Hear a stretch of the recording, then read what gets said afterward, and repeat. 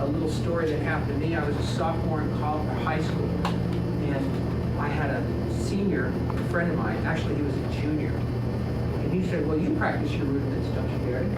No. You don't practice your rudiments? Because I was kind of pretty serious about drumming, but I was trying to be serious without the rudiments, which wasn't really right. So I decided, okay, he got under my skin, I'm going to do this. I've been told to do it, so I started practicing all 26 standard American drum rudiments and a sheet of 10 Swiss rudiments. And I devised a routine that took me 45 minutes to an hour every day. And I started with my snare drum behind the drum set. That didn't last very long. Rudiments are not very exciting. It's like, why do you do jumping jacks, crunches, push-ups, sit-ups? To build your body so you can go play sports better. Practice rudiments to build your chops so you can play music better. So when I was behind the drum set, I could not resist the temptation to just, wow, start jamming out, and then, oh, wait a minute, back to my rudiments. So I picked a spot across the room and just said, okay, there it is. Picked up my snare and moved it over there and sat down, pulled out my rudiment sheet on a music stand and said, okay, you can move the snare drum back to the drum set when you've done all your rudiments. That's your new routine. That was the only way I could make myself do it. And some days, I tell you, I was so angry, I cried. I hated it. But I made myself do these rudiments, and I did this for about a year and a half, almost every single day. One day, I got so into it, it was 4 hours along the snare drum. I couldn't believe I looked at the clock. It was after 4, and I'd started before 12. I'd spent like 30 minutes just doing double stroke rolls in and out. And like anything, as you get good at it, you get more excited about, wow, I can even get better if I spend more time into it. So if you're going to do this, it's probably best not to try to do it with your snare drum set up to your drum set, because it's not going to be easy for you to resist the temptation of having a bash it on. You know? So if you can do it, and I use a pad now. I don't use a snare. I use a pad mostly, although it's important to check in on the drum. The pad is not a drum, it's a substitute. It's great for your ears. It's great for teaching because I can talk over the tapping. But obviously we want to learn how to develop a nice touch on the drum itself. And of course, on the whole instrument, it takes a while to apply all these techniques around.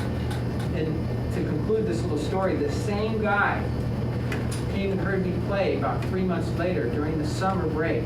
My band was practicing, and usually our practices were miniature concerts for girlfriends and friends that came out.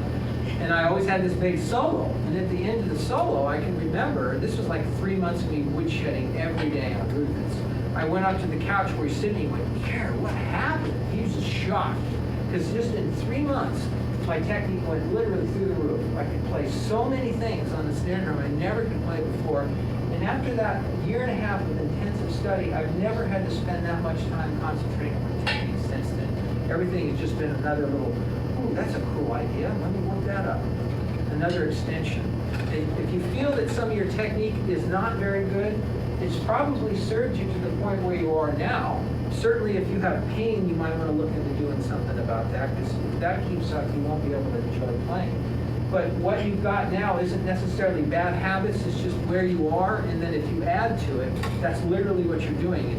Though it's changing your technique, the point I'm getting at is that it's just another dimension. And I just keep learning more and more as I watch DVDs. One really great one is History of the USB, Drumset Techniques, Steve Smith one, I recommend that.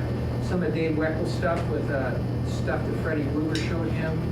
Henry Adler's video, Joe Morello's got a great video, Murray Spivak getting Louis Belson's got a wonderful video I've seen. Danny Gottlieb's got some amazingly fast hands. It's ridiculous. He's faster than everybody. I swear, when you watch him play, he's taking it beyond Joe Morello. And there's just a lot of great resources out there, and there's plenty of course stuff. And if you go to the Vic Firth's website, you can actually see people demonstrate some of these rudiments. So there's more information.